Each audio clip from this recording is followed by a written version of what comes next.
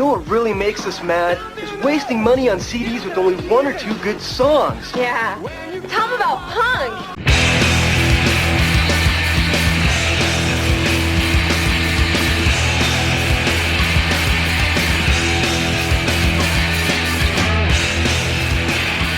What's up, posers, and welcome to Punk Lotto Pod. I'm your co-host, Justin Hensley. I'm your other co-host, Dylan Hensley. And this is the show where we choose one year at random and select one punk, hardcore, emo, or punk-adjacent album from that year to discuss. And today we are talking about an album released in the year 1985. So we've got all sorts of goodies to talk about on this record. I don't know if we do. I have no idea what this episode is going to do. Yeah. Before I get too far, I almost introduced myself this way, but I guess I'm going to try and start. I'm trying to start a nickname for myself. I want people to call me Mr. Perfect. I'm trying to start this at work. It's like, why is everybody call Dylan Mr. Perfect? Have you seen him throw a towel in the air and catch it? That's what I gotta do. Yeah, I gotta start. Just walk around with the behind my back and catch it in the air. The Kurt Hennig, yeah. Do an edited supercut of you dunking, just draining baskets from the half court, which I imagine probably took him forever. Yeah. Gotta chop all these together. But yeah, what are we doing? Yes. What do we normally do? What? You're jumping over episodes into the year and we're already off the rails. Yeah, so this one's recorded out of order from what we normally do due to Dylan's getting a new tattoo. Getting my shin blasted. Yeah. So we wound up flipping the order of recording, so we had made sure we got all the juice we could out of this episode before we hit our bonus audio, where we're gonna just cut it off mid-drift. So until now, there wasn't a better way to juice an orange. But if you head to patreon.com/punklautopod, for $1, you get access to all of our weekly bonus audio. And last week we did an I'm Listing News of the World, where I don't know what we talked about because we haven't recorded it yet. Yeah. What's in the news? I don't remember. I don't either. I think there's actually some... there were a couple of notable things that I saw. Well, let's not try and... see them again. I'll figure it out. Let's not try and predict what's going to happen in the news segment of the bonus audio. If you want to sign up for our $5 producer tier, that gets your name set on the show every single week, so shout out to our producers. I almost said Dave Long. I combined two producers into one. Like some kind of Voltron. Shout out to Dave Brown, writer of the newsletter Oklahoma Lefty. Shout out to Steve Long, host of the podcast Rebel Nerd Radio. Shout out to Jason W., writer of the newsletter Songs About Chocolate and Girls. And shout out to Zach in Oregon. So, also, producers get access to a once-a-month bonus audio where we choose an EP to discuss. And we will be discussing Boy Sets Fires in Chrysalis. I forgot we had nominated those. Yeah. Well, that'll be a surprise for me, because I don't remember what I nominated. Yeah, I forgot too. I only remembered what won. I don't remember even what else I nominated, but that should be up actually the week of this audio. So be on the lookout for that. I promise, the best EPs of 2025 is still coming. We are close to the end of January, but I did see a bunch of posts this week from also late posters, so I'm not the only one, but literally something would pop up every single time I wanted to record one of these things. So, and you have a $10 tier where you could choose the album we devote an entire episode to. So all of that, patreon.com/punklautopod. All right, we are talking about the year 1985 today, and I feel like we covered this year not that long ago. It might have just been last year, but well, we covered it sometime last year. Yeah. And I think we had already switched to the new format for that episode. So some of this looked a little familiar while I was putting it together, but maybe not. I don't know. We'll see. But what's going on in 1985? This is the year before I was born. Oh, we talked about Rum, Sodomy, and the Lash by the Pogues. Ah, yes. Our St. Patty's Day. So, yes, because I remember seeing that on the charts. I was like, oh, there's one we talked about last year. Yeah, I didn't really categorize that, so that's worth mentioning here. Yeah. But in terms of 85, we're in pretty much, that's the first Smiths record, right? Meet His Murder. Is it? I don't know. We talked about on the show. Was that the first? We never have to do another Smiths record ever again. Unless you have a guest on who wants to do This Charming Man or something like that. No. Queen is dead? No. We're going to overrule that. No, it's the second one. I forgot, the self-titled. Oh, yeah. I wouldn't remember that because I don't like them. Yeah. And I can only pretend to like one Smiths record. I don't think we even pretended we liked it. We were just like, there's something good about this. I think we did that with Johnny from Peroxide Blonde. And, because he was like, because we warned him, we don't like the Smiths. And he was like, oh, okay. Yeah, no, I'm interested. Which was cool that he was down for it. You know, he was up for the game of it. But other jangle pop and jangly music going on in this time period. There's some big music stuff going on as well. Big music, a term that Rate Your Music is starting to abuse, trying to tag like everything in the 80s with big music. And yeah. There was something really egregious that I saw the other day, but I don't remember what it was. But the Waterboys put out This Is the Sea. The Waterboys, who just cannot stop posting AI slop. Oh, do they? Yeah. Oh, no. I think that might come up in the news because I saw that a lot recently. So. Oh, okay. More big music. The Alarms, Strength. Is that the Alarm record we did? No, Strength is the one that's like does it have like a poppy on the cover? The one we did has the band on the cover. Declaration was the one we did. I think Strength is like the other record or actually Strength might be the big record. No, I think the one we did do was the big one. The Strength might be like the second big one. Some other jangly stuff going on. Beat Happening with their self-titled record. That's even getting into your twee, even kind of a different direction that jangle pop goes. A little more in line with the Smiths. Felt put out Ignite the Seven Cannons. Felt are not a New York hardcore band. So they have nothing to do with the band Ignite. Okay. Predecessor, in most ways, to jangle pop. We've got post-pop punk still going pretty strong. It's a little gothier, it's a little noisier, a little synthier, at least the stuff that really stood out to me. There's plenty of other post-punk stuff that I just kind of skimmed over, but The Cure put out The Head on the Door. Jesus and Mary Chain put out Psycho Candy. I'm kind of stretching the definition of post-punk, but I think in origin, they're just a much noisier version of post-punk, especially as much as they picked up where Echo and the Bunnymen left off. I never understood that reference because Echo and the Bunnymen didn't really stop. I mean, they took a break in like the 90s, but like I think they were even back by the time that that movie came out. Yeah. New Order put out Low Life, which is their third record. Yeah, one we covered. We did that one with Jonathan Ford of Unwed Sailor. Yeah. After our Diff Juzz. He should have picked Diff Juzz. That deviation. The Fall put out This Nation's Saving Grace, possibly their best record. One of their most well-regarded, I think. Yeah, their best is probably going to be in that first, 5, probably? And this one's actually kind of late, because they put out a lot of records from the late 70s to the end of the 80s, or even by the mid-80s, they had quite a few records. So, Killing Joke put out Nighttime. Haven't listened to that one. I've listened to Killing Joke in the past, but I can't tell you what it sounds like. It's one of those things that I listen to, and then it evaporates as soon as I stop listening to it. Killing Joke, I've listened to a couple of their records last year, actually, and I probably like this period more of the mid-80s period more, based on what I've heard. Killing Joke kind of are exactly what you think a gothy, proto-industrial, post-punk band sounds like. Okay. But better. Yeah, I listened to... I wish I remembered. On paper, what they sound like is kind of like how you would describe everybody. It's like if Joy Division kept going and didn't get fun. Yeah. It's kind of like that, but more enjoyable. Ian Curtis would have been the reason why they weren't fun, right? Like if they just kept going, and he would have been like, why it's not fun. Yeah. Because, I mean, Bernard's not like a super poppy vocalist or anything, but like he's not so dour. Well, they were super into that Italo disco too, and so that makes it a little bit more poppy and fun. I don't know if Ian would have been as into Italo disco. I don't know. Ian Curtis vocals over like Moroder synths might be weird. Hardcore, sort of. Hardcore is going pretty strong, actually. Oh yeah, I think we're at peak hardcore.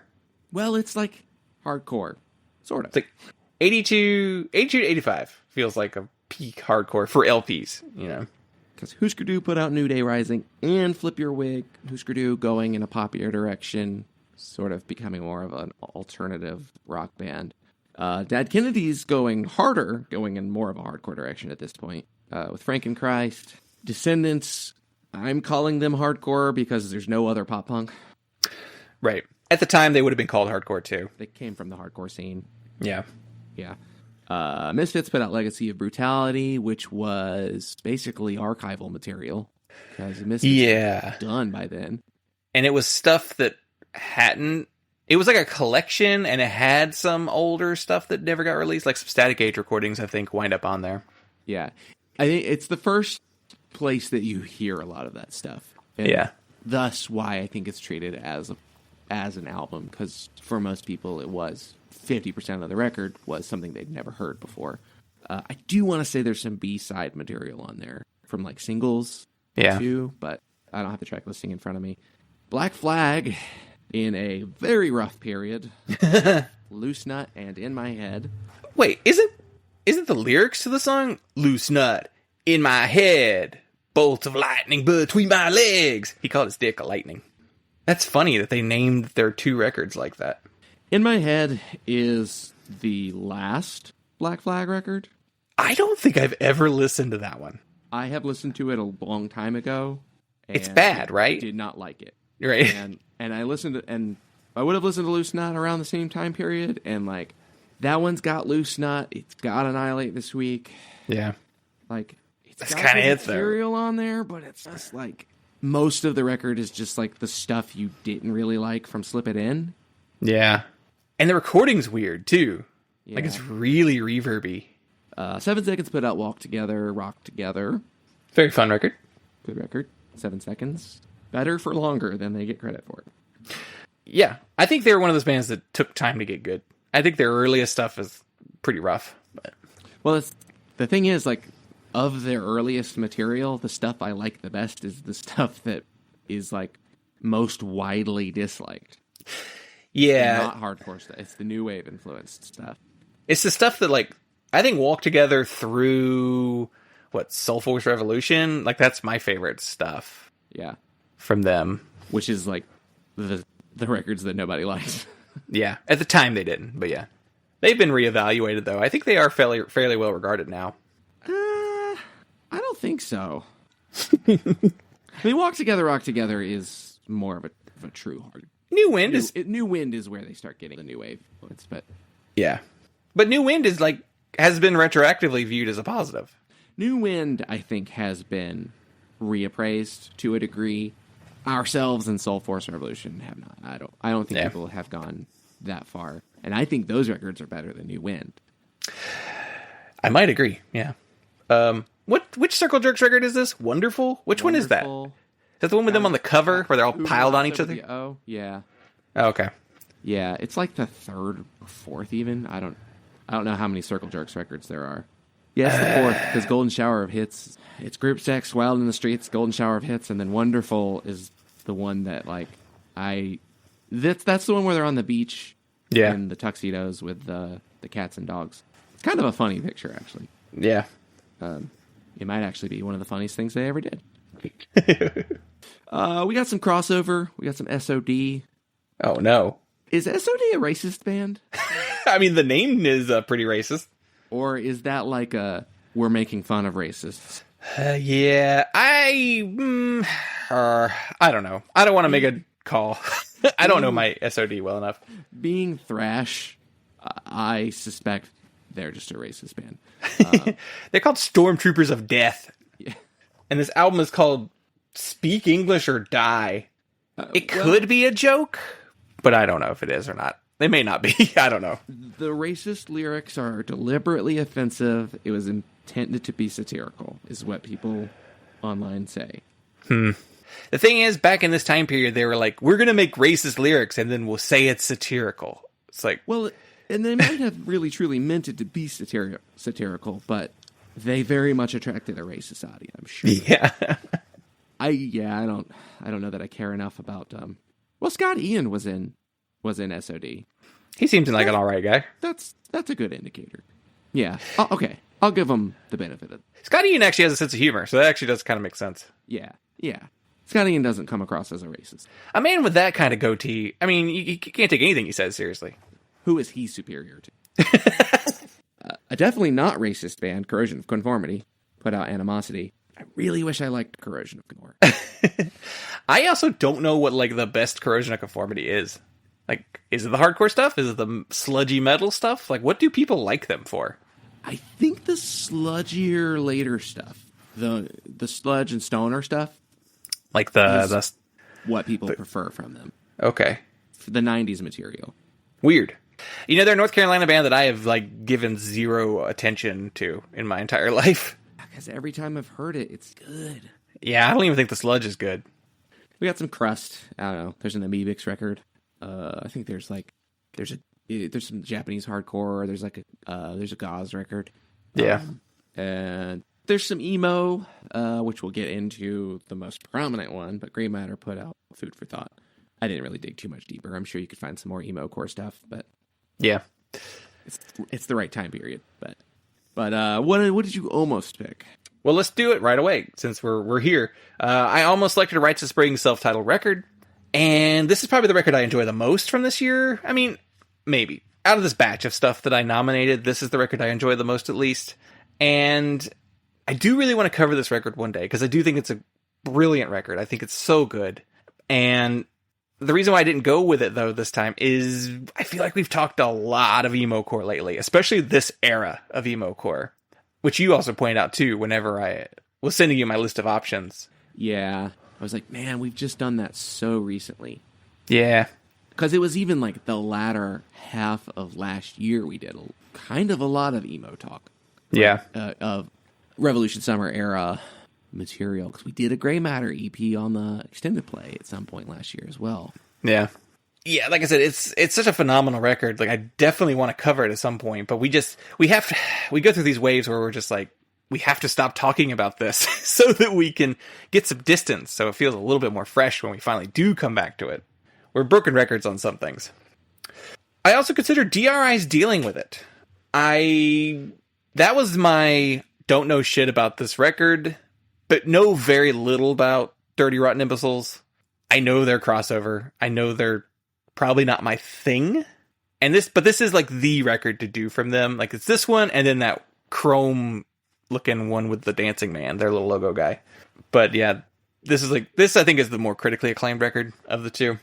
And it's early crossover, so it might be a little bit more interesting than the later crossover stuff. Crossover's funny because it's one of those things where it's like, why would I want to listen to not as good thrash? Yeah, that's exactly what I was thinking. I was just like, yeah, crossover should be more appealing as someone coming from punk, but it's mostly just the bands that couldn't hack playing thrash. Yeah. Like, they couldn't really do full speed Metallica riffs. So they were just like, yeah, we'll just make it like, we're like punk. Yeah, it is what you get whenever you have guys who could barely play their instruments trying to play thrash, is what that is. But yeah, I mean, I'm open to learning more about some crossover stuff, but yeah, it's just not my thing. And I've tried several times now. And honestly, this is the record, the next one is the record that I was the most strongly considering. And I don't know if I made the right decision this week. Not to tip the bit, of the 30 records that you didn't pick, I almost wish you had picked almost any of them. My third that I almost picked was the Dead Milkman's Big Lizard in My Backyard. The thing that held me back from choosing it is I really don't like the Dead Milkman. Yeah. I mean, when you're 16 and you hear the Dead Milkman for the first time, like, you think it's funny. Yeah. And you hear Taking Our Words to the Zoo when you're 15. It's kind of funny. In 2004. Yeah. But then you grow up and you realize it's actually not funny. It's actually very offensive. Yeah. And the record is really long. It's like, I think it's like almost 50 minutes. So it's just like, I don't know. I knew I wouldn't enjoy the experience of listening to it, and that's why I was like, I mean, this is the record to do It's this one. You could make an argument for like Beelzebub Bubba or what Metaphysical Graffiti, but like you and I are never going to pick those two. I had at least had a history with this Milkman record. I listened to this one. We'll probably do it eventually, but I really would like to kind of tear it down because I think those Dead Milkmen have had it too good too long. Well, I mean, they're honestly too well regarded for what they are, I think. Yeah, I do think so. We would get hate for it. I think we would. When some old heads just never grew up, never got over those Dead Milkmen records, and they're going to be like, "You're too sensitive," and then we'll be like, "You're not punk, fuck you." Then they'll yell at us and call us not punk because we like soccer Follow mommy the rules, man. Yeah. Well, let's talk about what I did actually select for us to talk about. And that is Up on the Sun by the Meat Puppets.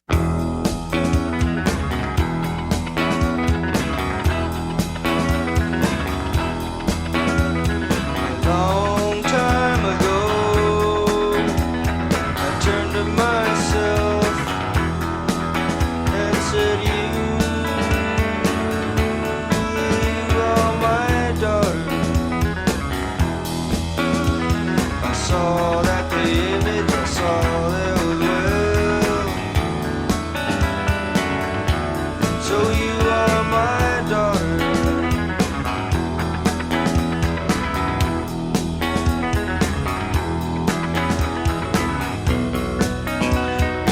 Maybe we've got something to talk about.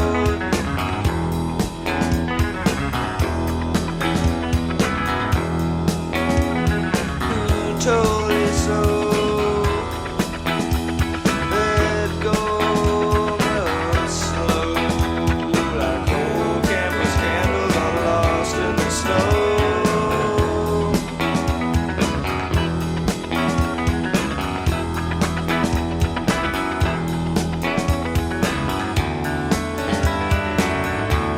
That you were my daughter.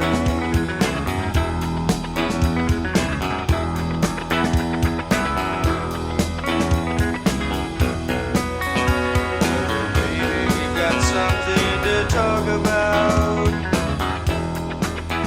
Some stats on the band. Formed in 1980, they are originally from Paradise Valley, Arizona. Quick thoughts on Paradise Valley, Arizona. PV, that is next to Scottsdale. I would drive across Paradise Valley pretty often to get home when I worked in Scottsdale. Are the Meat Puppets rich? One of them is. Okay, yeah. So that tracks then. Yeah. Paradise Valley, it's an affluent town. There's resorts there, golf courses. I mean, it's next to Scottsdale. But it's like, Scottsdale is where there's a lot of resorts. There's a lot of hotels and golf courses and stuff. There's a lot of the, like, trappings of luxury and wealth. But Scottsdale is where a lot of the people who work in Scottsdale actually live. Especially, like, South Scottsdale, which is very close to Tempe. And that's much rougher, much more working class. PV is where the rich people actually live. And, like, yeah, I think even especially historically. I mean, you could get further out, like further north. Like North Scottsdale is typically a little wealthier. It's a little more middle class, I would say. But yeah, Paradise Valley is like, that's real money in the Phoenix area. So this is the Meat Puppets' third studio album, and it was released March 21st, 1985, on SST Records. And the personnel on this album is Kurt Kirkwood on guitar and vocals, Chris Kirkwood on bass and vocals, and Derek Bostrom on drums. And it was engineered by Spot. So why did you pick this record? I don't know. I mean, okay, Meat Puppets are an important band. They are kind of responsible for a few different offshoots of punk rock. They're also kind of responsible, one of several bands, kind of responsible for the alternative rock evolution in the mid-'80s. And there's a few Meat Puppets records that I feel like are important. I feel like there are albums that you should be at least a little aware of.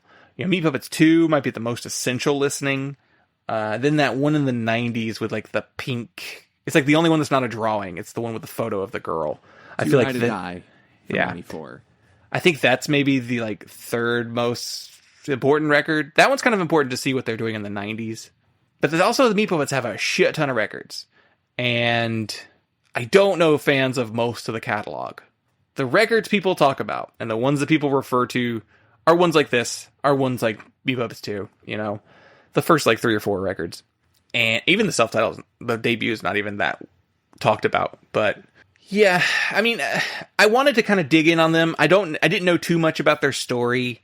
They were kind of weirdos at the time, and I liked that. I liked they're a little bit different. And they were kind of like name checked by a lot of their contemporaries, you know, like the Minutemen covered Meat Puppet songs while they were both active. Yeah. Yeah, the Minutemen loved Meat Puppets. Yeah. And that's always been like the most credit that they've gotten for me, is that I was like, well, the Minutemen love them, so there's got to be something good there. Yeah. I feel like we should do a Meat Puppets record, and that's kind of why I went with this one. There's a sense of obligation. This is an important enough record in their discography. I think there's enough of a novelty aspect. There is actually a little story to this album too. We haven't talked about the Meat Puppets to death on this show. We've covered a Meat Puppets record, so it'd be kind of like a new experience. I don't think either of us has a lot of experience listening to Meat Puppets. Meat Puppets 2 is the only one I'd ever really listened to before. I've listened to Too High to Die, the 94 record. It's very different from this record. Yeah. Very post-grunge, very, very much getting a lift from the grunge attention in the post-grunge world. And I think also probably to some extent getting a lot of attention because of like Gin Blossoms blowing up at that time, which, you know, speaking of Arizona bands, Gin Blossoms from Tempe. Did Gin Blossoms cite them as an influence? Probably. It feels like they should have, if they didn't. I mean, I bet they were. I would think that they are, just knowing what they both sounded like. Yeah. I mean, and also Meat Puppets are notable, too, for, you know, the Nirvana connection, too. You know, being on Nirvana's Unplugged and doing, like, 2 or 3 songs. That thing's so funny. When you really look at it, Nirvana were at the peak of their popularity. And they broke a lot of rules when it came to the Nirvana Unplugged. Like, it's supposed to be fully acoustic, and, like, he used electric pickups on his guitars on that record or that concert, and then yeah, bringing out the Meat Puppets to do 3 of their songs in the middle of the set is very funny. But they have a weird spot in early 90s, I feel like, or 80s for who they were and where they were, and on SST and all that stuff. But then even like in the 90s, they have a little bit of a spot. They kind of, you know, like Mike Watt had a little bit of a thing in the 90s too. It's kind of similar to that. Will, what came out in 1985 that you would describe as an also-ran, or something that is, you know, kind of similar to what's going on? Yes. So, there's a few things. Mm-hmm. I think in terms of what the Meat Puppets the wave of bands that the Meat Puppets, I think, are a part of, I guess is how I'll put it, that is kind of the beginning of alternative rock, is the main focus for me. So the Replacements put out Tim, REM put out Fables of the Reconstruction, Dinosaur put out their self-titled record, which is Dinosaur Jr., Mm-hmm. and Camper Van Beethoven put out Telephone Free Landslide Victory. That's leaning more on the cowpunk side, too, I think. There's more cowpunk stuff at this time period, but honestly, listening to this record, I don't think it's actually that much of a cowpunk record, especially compared to the other cowpunk bands active at this time. The Camper Van Beethoven record? Or the Meat Puppets record? The Meat Puppets record. Okay.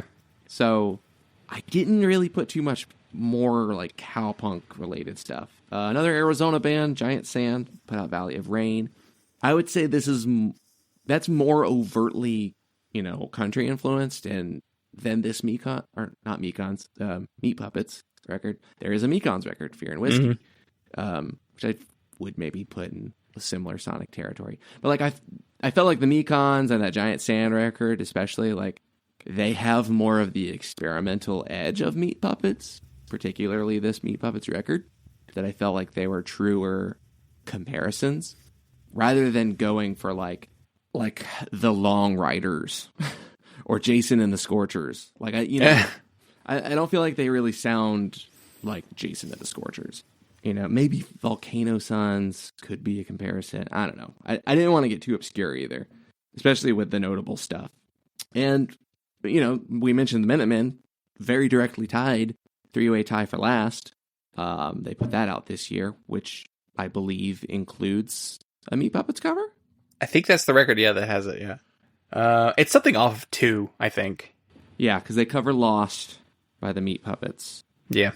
So SST in 1985. We kind of covered a lot of these already, but I'll go ahead and throw them out there. But this is a big year for SST. They released Husker Du's, New Day Rising, and Flip Your Wig, Black Flag's Loose Nut and In My Head, and the Minutemen's Three-Way Tie for Last, and Project Mersh. So that's 3 bands. I mean, Project Mersh is an EP, but it's pressed on an LP. But that's 2 albums each from all of those bands. But also that year they released stuff by St. Vitus, Saccharine Trust, DC3, which was the Des Cadena and Paul Rossler band, SWA, which is Chuck Dukowski's band, October Faction, which is also Chuck Dukowski and Greg Ginn, and a few other local LA people. They also put out records by Angst, Overkill, Not That Overkill, Worm, and Zoog's Rift. So, and also, I started this last week, and I think I'll continue doing this. I forgot to put it in my notes here. But Spot in 1984, besides doing half of those albums we already mentioned from SST, I wanted to highlight the things he did that were outside of SST. And Spot worked on albums by a bunch of Texas bands. He did a record for the Big Boys. He did one for a hardcore band called The Offenders, and a swamp rock band called the Tailgaters, and then an all-women LA punk band called Razebrae. I don't even know how to say that name. Raszeebrae. But those are the non-SST albums that he worked on. He didn't do every SST record that year, but he did do like half the big ones. So let's get into the story. So Chris Kirkwood took up the banjo after seeing the movie Deliverance. We are starting off on a very bad foot. That's the movie that made you want to play banjo? I mean, yeah, the kid playing banjo is kind of cool, but I think I would forget that part even happened based on the rest of that movie. But also, how old were you? I think he was very young. He moved on to learn the guitar, piano, and then finally bass. And he began playing with his older brother, Kurt Kirkwood, in various different bands in their area. They knew Derek Bostrom from attending high school together in Phoenix, and Chris played with him in a band called Atomic Bomb Club. That band recorded some demos, but then fell apart. So Chris and Derek began playing with Kurt by learning songs from Derek's 45 collection. And Derek is the rich one in the band. He had like everything. He had every 45 you could possibly think of. Like he had the money, disposable income, and his parents gave it to him. So, yeah, Derek is the rich one. But also, if they're all from the same area, I mean, there's a little bit of money going on. If they went to the same high school, it's not impossible. Did you happen to find out what high school they went to? Yes, I did, actually, but I didn't write it in my notes, but I can pull it up really quick. They went to Brophy Prep High, a Catholic prep school. So, the Kirkwoods probably came from money, too. If they're going to prep school, you know. Yeah. And living in Paradise Valley. They could have had, I wonder if they had, like, scholarships or something. It's not impossible. Brophy Prep, I know where that is. There's another thing that'll make me think they have money, and I'll get to in a second. That's on Central. Yeah. They initially wanted to call themselves Bastions of Immaturity, but then eventually landed on the term Meat Puppets, which, I don't know about you, but every time I think of the name Meat Puppets, I think of the video game Abe's Exodus. Because one of the guys called him Meat Puppet. I found like quoted like, no, Mekon, Meat Puppet's gonna... It wasn't Mekon, it's something else, but whatever they were called in that game. Mudakin? Mudakin, yeah. Screw you, Aslick. Here's where I think they had money. All three of them moved to Tempe, where the Kirkwoods bought 2 houses next to each other. They bought houses? Right next to each other? Tempe, Tempe in the 80s, depending on where. If they were anywhere near the airport, that could be really rough. I could see those houses being very cheap. It is funny they bought 2 houses that just lived in one together. That's what I don't... You're brothers. You don't want to live together? The story I couldn't figure out. I couldn't find out when they did this, when they bought these houses. For all we know, it happened, in a few years. But they had a shed that in one of their yards that they practiced in. So the band released their debut. It's called an EP called In a Car in 1981. And this EP gained the attention of Joe Carducci, who was working as an A&R for SST Records. And he suggested that the band sign to the label. And they released their first full-length album, the self-titled, in 1982. They released Meat Puppets 2 in 1984, which had been shelved for a year, which wound up being a good thing because then it just became another huge record in SST's gigantic 1984. I think Zen Arcade is that year. And maybe Double Nickels. So the Meat Puppets initially started off as a punk rock band, kind of standard punk rock, like nothing really unique or different. And then they evolved their sound to mix in elements of punk, hardcore, country, and psychedelia. And they were tired of the hardcore scene at the time and enjoyed getting the crowds mad at them.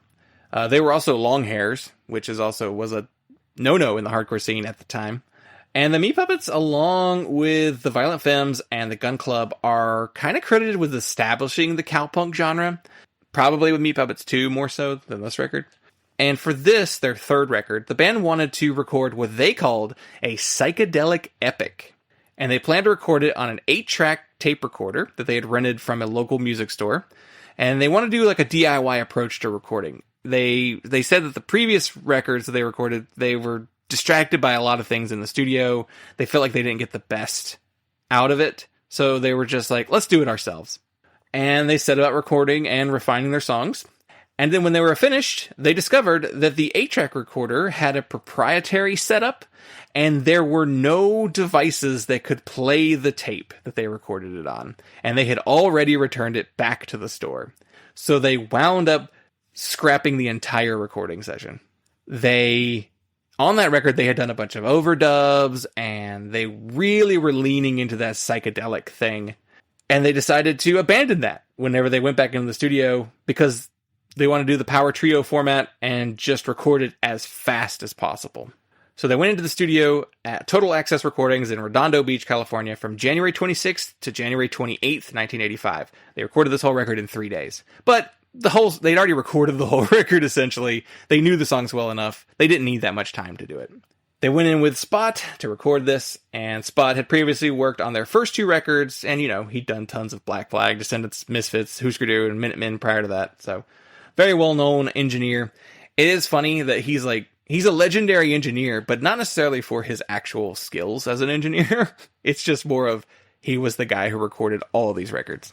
So all the songs were written by Kurt, with the exception of Maiden's Milk and Animal Kingdom, which were written by Chris.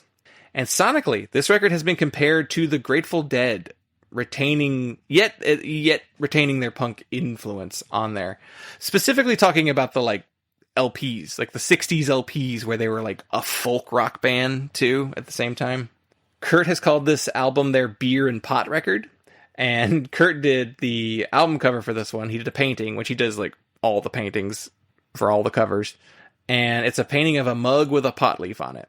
Now, it is the worst drawn pot leaf I've ever seen. To the point I was like, is that a palm tree? What is that? I could not tell what it was. Around this time, Kurt had also become a father to a set of twins.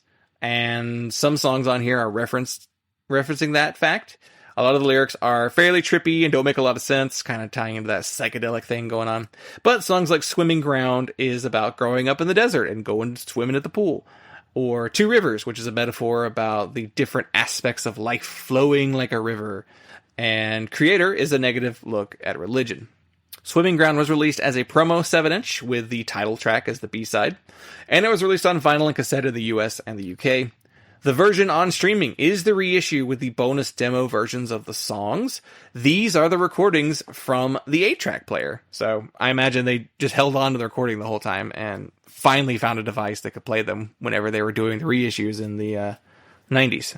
I think the Japanese version is the first one that gets the bonus tracks, and then the US reissues on like Rykodisc wind up getting them. And yeah, the record received some mixed reviews at the time, often criticizing the production as well as Kurt's vocals. Yet it has been retroactively praised and is considered one of the best records of the 80s, according to several different lists online.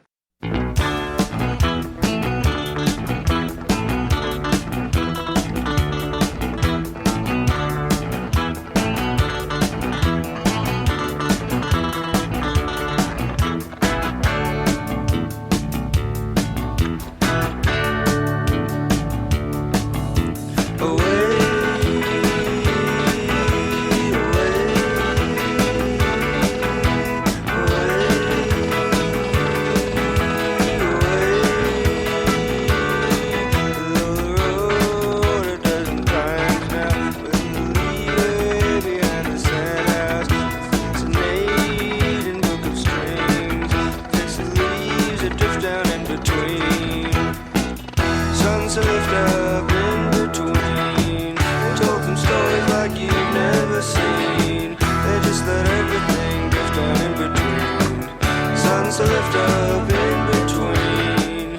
Suns to lift up in between. They told them stories like you've never seen. They just let everything drift on in between.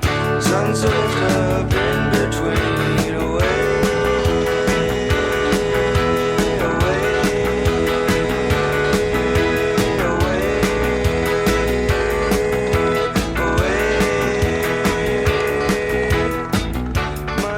So, what did you think of this Meat Puppets record?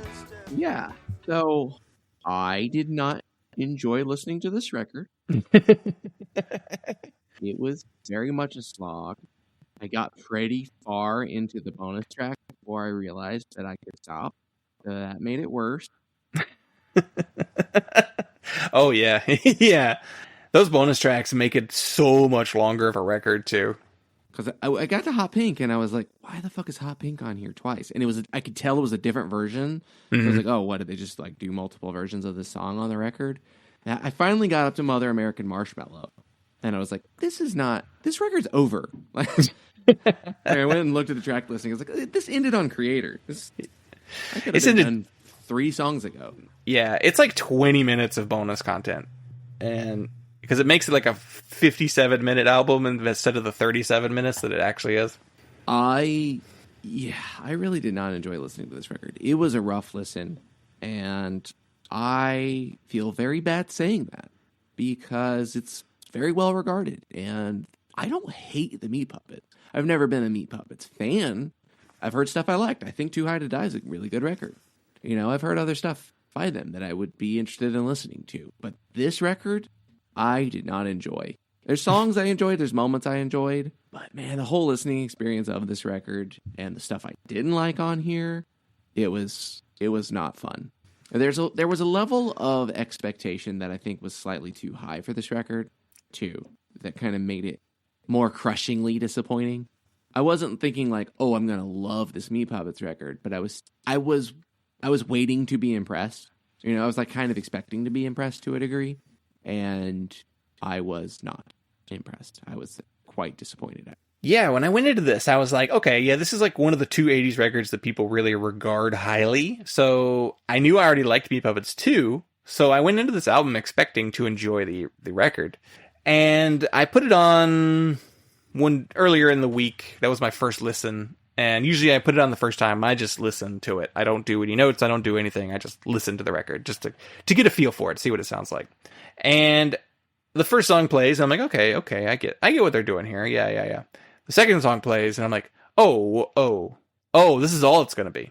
Okay. And I was right. That is what this record is. It is not a punk record sonically. It is punk. They come from punk. The attitude is punk. They're punk in spirit. They wanted to do it DIY. Like, they are punks. The music they're playing is not punk music on here, though. I mean, other than, like, if you just, like, play the, you know, what is American Beauty by Grateful Dead, but, like, take all the jamming out and make it more straight ahead. And even then, the straight ahead's not even that straight ahead on this record. Not. Yeah. I don't know. I just did not have a good time listening to it. Because I went back to listen to it to take notes and, you know, do my song by song notes, and they all sound the same. This whole record sounds the same. When it got to Maiden's Milk, instrumental, by the way, I was like, oh yeah, it's a bass player's band. It's a showy technical bass player's band. Is that what it is? Yeah, he learned how to play banjo first, so yeah. He is going to be a... He played banjo, guitar, piano, and then settled on the bass. It's like, oh, you're bringing way too much technical skill to this instrument. Like, this is definitely a guy who started on another instrument, but just loves playing the bass, man. Yeah. But that's the kind of stuff that you play and write as a bass player. Just mindless noodling. The whole record is. It's just like, the bass and the guitar are just noodling the whole time. There's probably some overdubs, so it might even have like more guitar parts on it than they would do live. It is funny. I was reading one thing that they recorded some record in like the late 80s, early 90s. I don't remember which one it was, but they only toured for like less than 6 months because they couldn't recreate the record live. So they were just like, nah, let's go in the studio and write a new record. Instead of just scrapping it and doing old stuff. But so to me, that is like, oh, you're too technical. If you can't recreate your own thing live and it's this, and you're a 3-piece, like, you're doing too much. It's like, yeah, what you can do in the studio is not always what you can do live, but you should try and replicate it. You should be able to come up with a compelling alternate version of it. Like, television couldn't overdub, they couldn't double all the guitars because he forgot what he played. So he couldn't play it exactly. But, like, you could still play television songs live. It's just like, I can get close, but I don't remember every lick that I played. I'm just going to waste a bunch of time trying to double it. But, like, yeah, you should be able to do a version of it. Yeah, I mean, that was a specific record, too, and I don't know if they tried something different on that album compared to this one. But, this also, going into it, it's got that, critical acclaim to it. And I listened to it, and I can't decide if I get what people are praising or if I'm just lost. If I'm just like, what are you all hearing that I'm not hearing? It's also kind of a fail record, Like, they wanted to do one thing, fucked up due to technical issues, started over from scratch, and this is what they did. It's like, well, to me, that means this is, like, not what you wanted to do in the first place. So, like, it's an accidental classic in some ways because it shouldn't work. And honestly, I don't think it does work. It's the idea of this record is the kind of thing that should be amazing. Because it's like, oh shit, we lost our whole record that we recorded. Gotta record another one. That has worked for bands in the past. And then, they're just like, you're firing on all 4 cylinders. You just finished a record and you're just like primed to do something else. I think I don't know what the Lost record sounded like. I mean, well, actually I do, because they have those on there. It doesn't sound that different. They didn't sound that different. That was the thing I was kind of thinking when I was listening to those, because I did listen to them once just to see what they sounded like. And it was like, oh, they're slower and longer. Yeah. But it's the same song. And it's like that. Yeah, in a way, I think they probably made a better version of it. Yeah. Shortening them and speeding them up. But I mean, when punks go and do psychedelia, it's usually not a good move. Just ask Bad Religion, I don't know. Yeah, I mean, maybe this is the better version of what it could have been. Well, so, I mean, compare this to Three-Way Tie by Minutemen. Experimental arty record. Lots of psychedelic influences. A lot of fun. And a Meat Puppet song. Yeah. A good Meat Puppet song and a good cover of it. Yeah, it's a good cover of a good song. Yeah. Because even the ones... That's the thing is, I know that the Meat Puppets can write good songs, and I think there's good songs on this record. There's good ideas on this record. I think on this record, maybe probably on others, they may have a tendency, I assume they do this from time to time, to just noodle too much. Yeah. To just fuck around too much. And, like, I can dig the fucking around and noodling and jamming thing when it's like Minutemen and they're like, here's a 30-second guitar jam.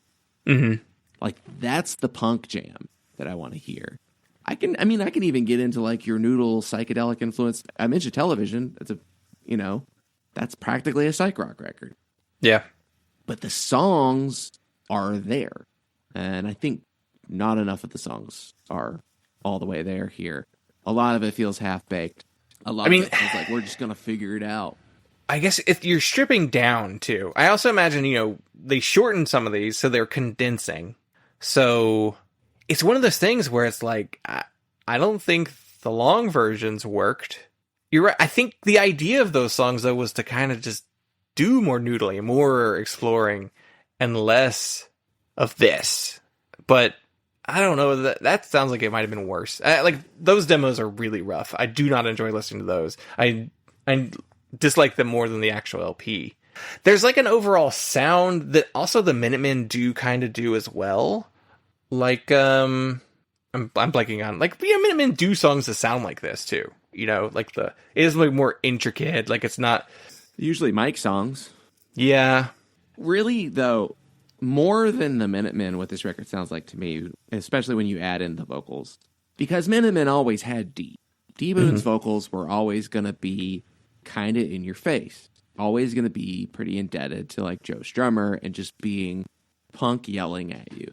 And these vocals are not. There's just no yelling. He's barely even singing. It's kind of just mumbling. Yeah. And like, I think the tone of his voice and the bass-driven kind of noodly, softer songs, and I think at the best examples on this record, the best songs on this record, sound a lot like Firehose. Yeah. More I mean, honestly, Camper Van Beethoven sound a lot like this too, especially those first two records. but there's also a lot of stuff on here that sounds like early REM, and I like that.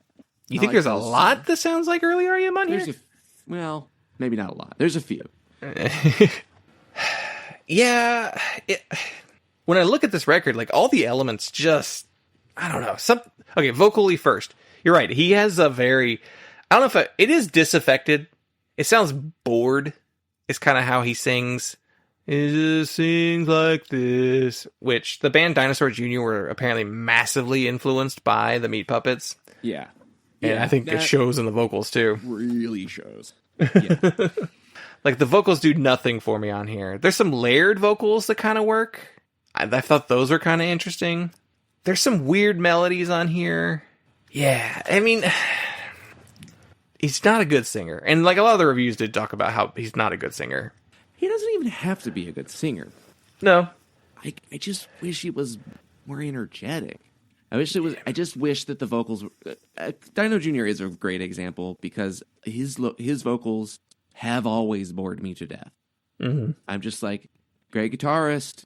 Everybody's pulling their weight instrumentally in Dino Jr., which is why I'm like, that's an instrumentalist's band. Like nobody.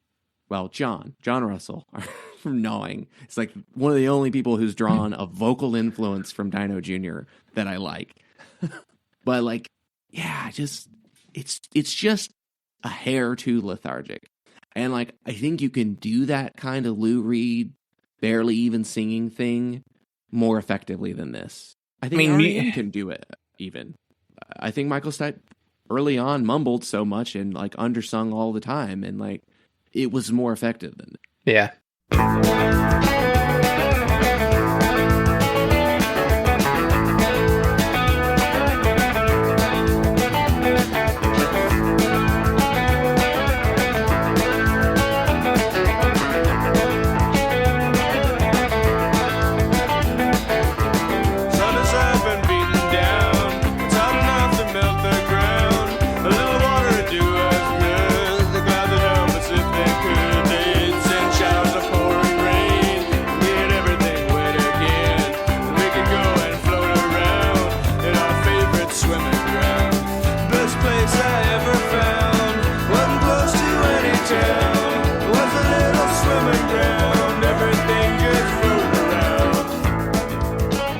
I do think that like the guitar work is good. Like the guitar and bass are good. They know how to play their instruments. It's fairly kind of intricate sounding. It's capable. It's not memorable. I feel like I remember the guitar parts more than I remember the melodies. I think the guitars are more memorable than the singing. Do you remember the specific guitar parts, or do you remember a vague sketch of the guitar part? I guess it is more of a vague sketch because they do kind of do the same thing on every song. Yeah, the ones that like the only ones that like I could think of off the top of my head is like Maiden's Milk, which is just like intro, and it's more showy-offy. I mean, there's like the one song that has some like slightly more distortion on the guitar because it's a fairly distortion-free record. Like it's mostly cleanish tones. There's some warmth to it, but it's not like brittle like the Minutemen guitar. It has a warmer tone. Away has that really good intro riff. Like, yeah, there's a couple memorable licks. I will give them credit for that. But yeah, the Too Real is the one with like the more distortion on the guitar. I thought that was a pretty good one too. That's one of the better songs on the record overall. Yeah, and this Seal Whales was like kind of twangy. Like that one felt especially like cowpunky. Yeah, it is the only song on here to me that truly sounds like a cowpunk song, though. Yeah, because I get like some of that like 77 Talking Heads funkiness on a couple songs. Like Away has a little bit of that. Animal Kingdom has a little bit of that too. Like it's just that, white Creator. funky guitar. Yeah. Creator's a solid one. It's got a decent pace to it too. I found that the songs that I, stood out to me the most were the ones that were kind of quick too. Like they were a little more upbeat. They used some delay on here that I thought was pretty cool. I like, as hard as I'm being on it, I like the idea of the guitars. I like a punk record with clean guitars and delay. That's very much something I'm inspired by. I just don't think the execution, I don't think it gets past the experimental rocket doesn't take off. It just doesn't actually get anywhere. It doesn't have memorable guitar lines and melodies to me. It doesn't have fully formed songs. It has loose ideas of songs that are not well jammed out. And I wonder if I almost wonder if they would have got into a studio to do this record the initial way, instead of doing the DIY 8-track home recording method and just went into a studio with the intent of trying to go for a little bit more psychedelic, if it would have come out better. But at the same time, if they're working with Spot, I don't think Spot was challenging anybody in the studio. I feel like Spot's just there. He's never really credited as producer. Most of the time he's just credited as engineer, which to me says I press record and I set up the mics. He set up mics. He just had a studio. Not often very well, though. Yeah. To be honest, the quality of his recordings are never great. It is funny. He got so much work for just being close enough with everybody at the SST. I'm assuming Greg just sent everybody to him. I mean, it's the cheapest way to record. He knew how to operate the equipment. He could run the board. He could run the tape machines. Yeah. It was definitely more of a the records that are good because of the artists, not because of the engineer. And I do think his engineering style, it's not unlike the Steve Albini approach to engineering.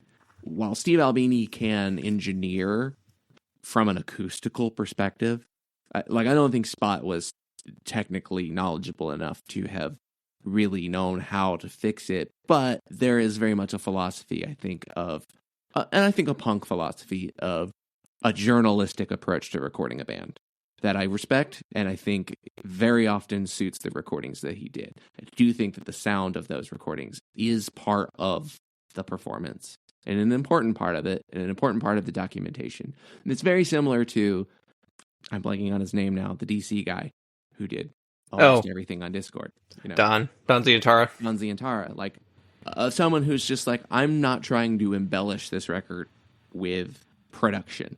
I'm trying to just document what you're doing, honestly.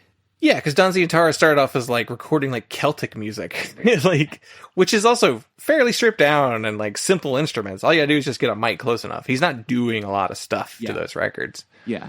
Yeah, the traditional approach to recording folk music is very much to not compress, and to go for as honest of a recording as possible. I mean, that's what punk is supposed to have, Yeah, right. Yeah, I was gonna say Don Zientara, Spot. I wouldn't.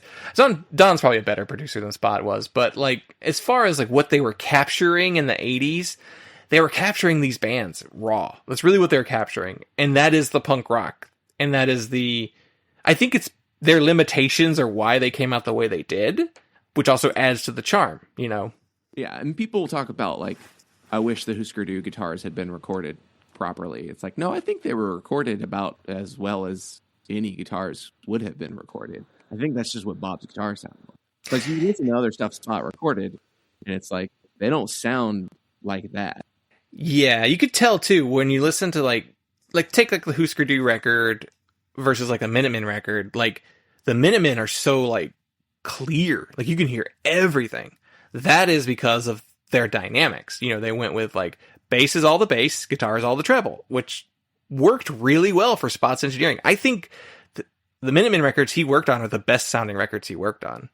Husker Du was such a loud band.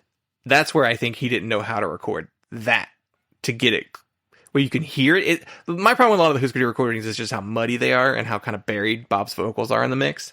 I think Black Flag's probably like the middle ground. I feel like it's the one that's just like, all right, it's kind of between Minutemen, between Husker Du. Like it's recorded just right for them. And I think as far as like this record's recording, I think it sounds pretty good. I think it's what they're going for. Yeah, I think production-wise. honest. Yeah. I mean, there's overdubs here, but yeah, I don't... maybe the simpler kind of setup works better for Spot's engineering style, but...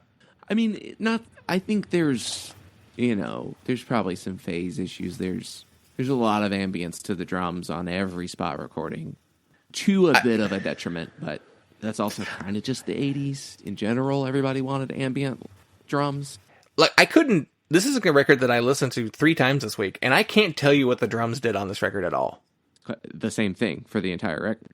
Yeah, I mean, I guess it's just, that's what it is. It's the kind of music that they're playing. You're not going to do a lot drumming anyway, because you can over drum on it. And if you're over drumming on top of over guitar, over bass, too much bass, too much noodling, then you're just like, what is this? We doing free jazz or something?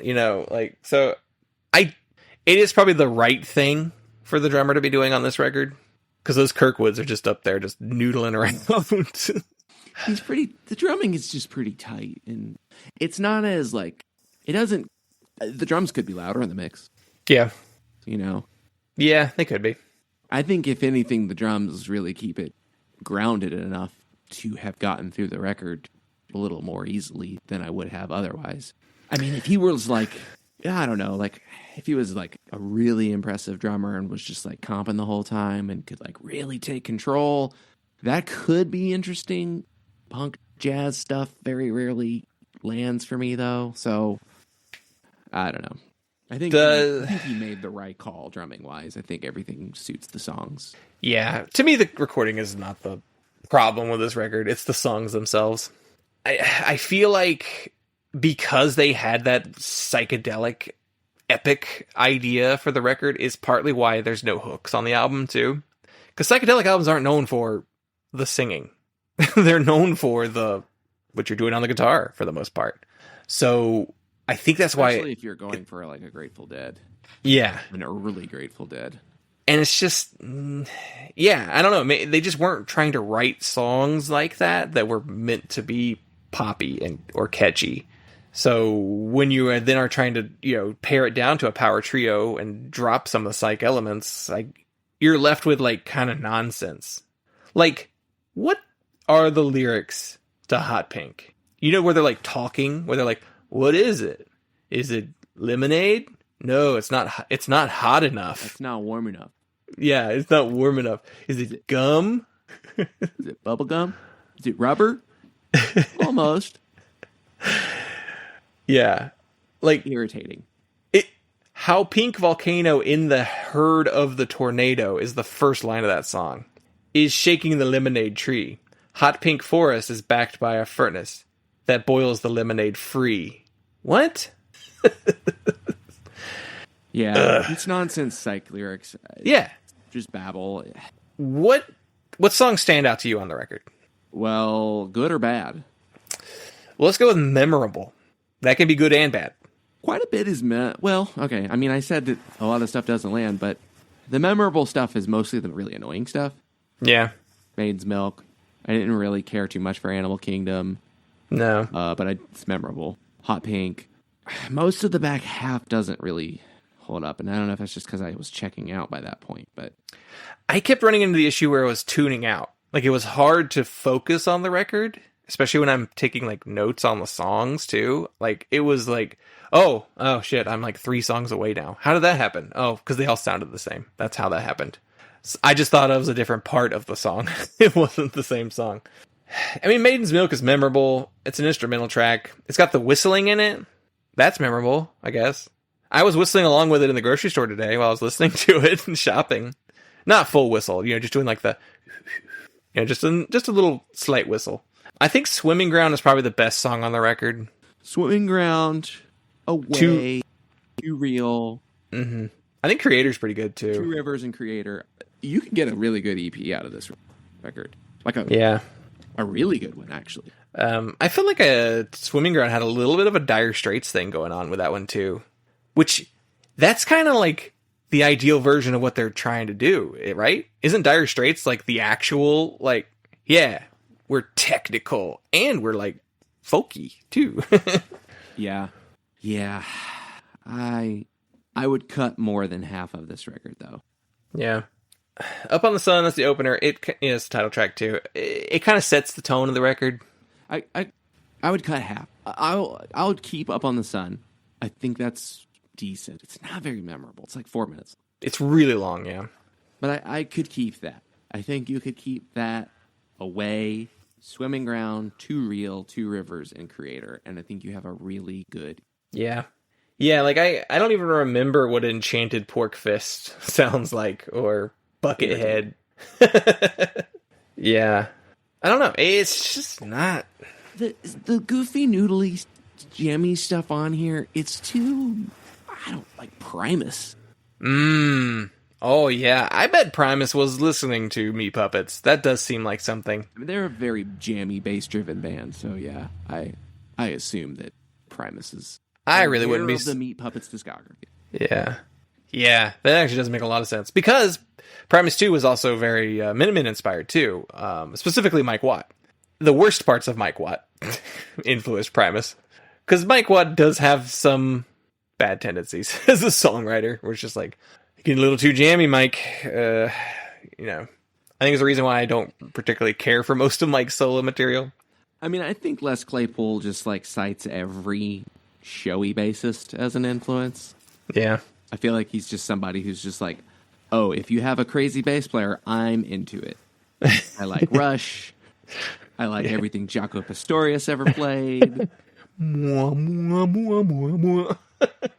It's like, how did you fade in every note on a bass?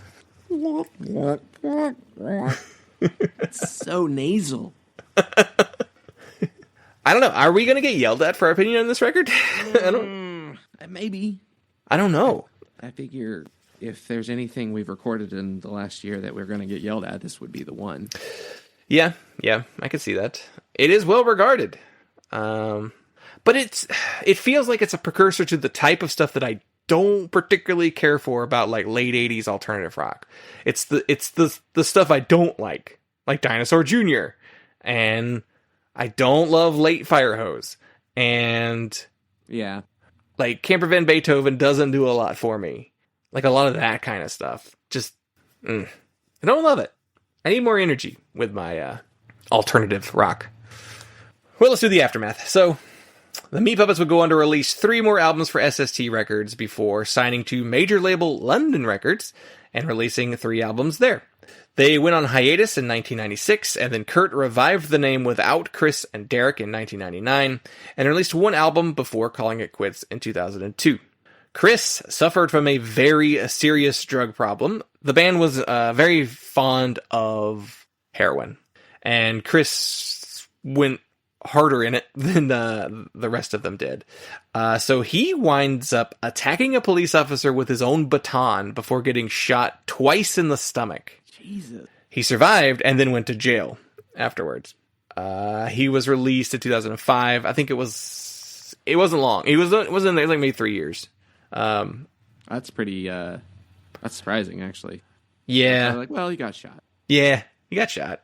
And probably, I suspect he probably went through drug rehab in prison. Yeah. This is the 2000s, so yeah, he might have done. So he gets out in 2005, and then in 2006, the Kirkwoods revive the Meat Puppets without Derek, and release 4 more records. And then Derek rejoins the band in 2017, and they released their 15th and most recent album in 2019. So they have done 15 studio albums. But yeah.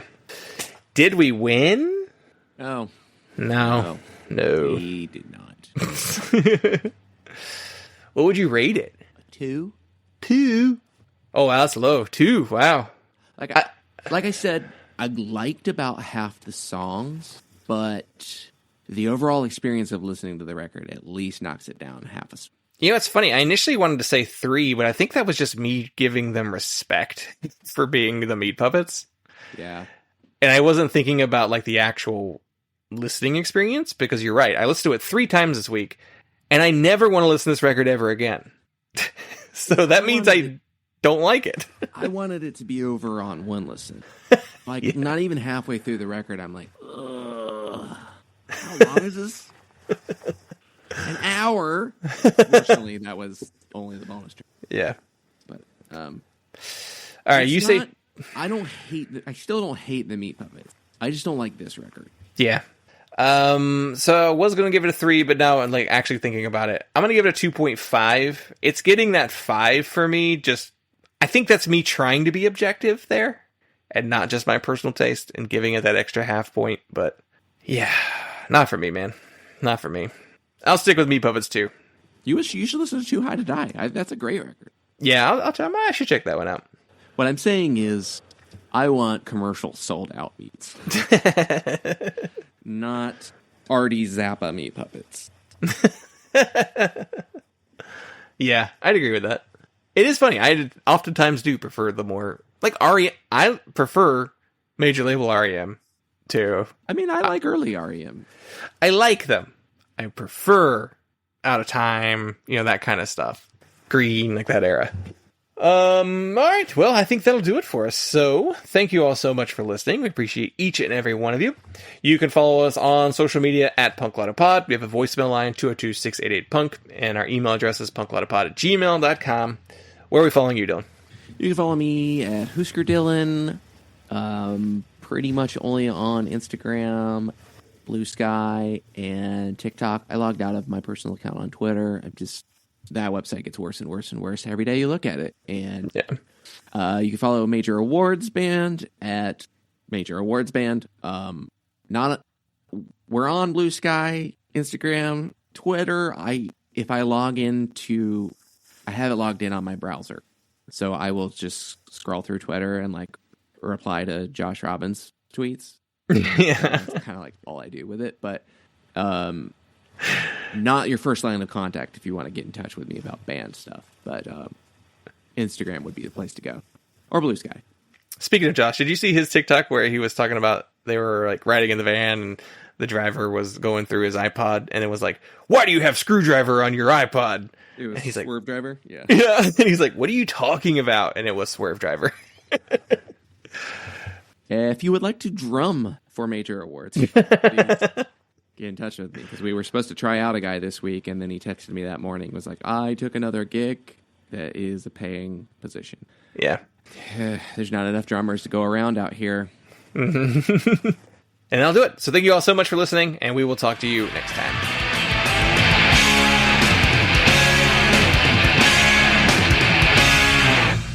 To order Punk, call the number on your screen. Rush delivery is available. Remember, this special offer is not sold in stores.